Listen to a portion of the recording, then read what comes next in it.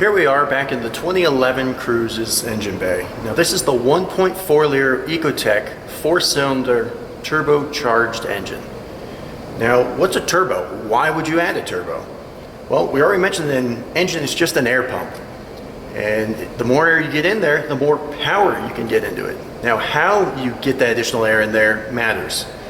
In a little bit we'll talk about a supercharger. However, let's talk about how a turbocharger works.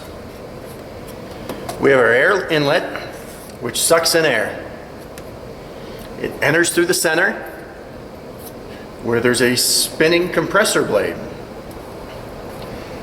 Once it is spun, it actually forces air at higher pressure out the exit here, which then goes into your intake manifold system. You can do 2, 3, 4, 10 times more air in the same volume with these. It's all controlled with here.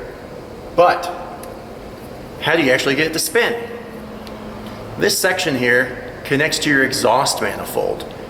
Now as the hot gases come out, they force another blade on the opposite side to spin, and that blade is connected with a shaft to the compressor. So it uses waste kinetic and heat energy from the engine in order to create more power. Now let's go over and look at a supercharger and see how that makes power.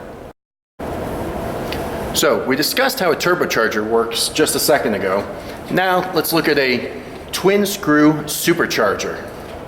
Now we're actually sitting on the inlet and this is facing up right now, but wanted to show you how the thing actually works inside.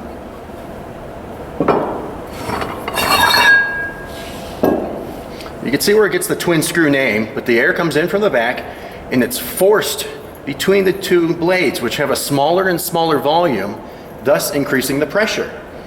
Once it reaches the outlet, it's forced into your engine. So while they can create the same amount of air pressure into your engine, where they get that energy to compress the air is where the difference is. The turbocharger uses the waste exhaust gases, so they usually kick in between about 2,500 and 3,000 RPM, where the belt-driven section on the front of a supercharger, which connects just like your alternator, just like your power steering, connects directly to the crankshaft, it takes power directly from the engine to feed itself. So it makes instantaneous power compared to a turbo.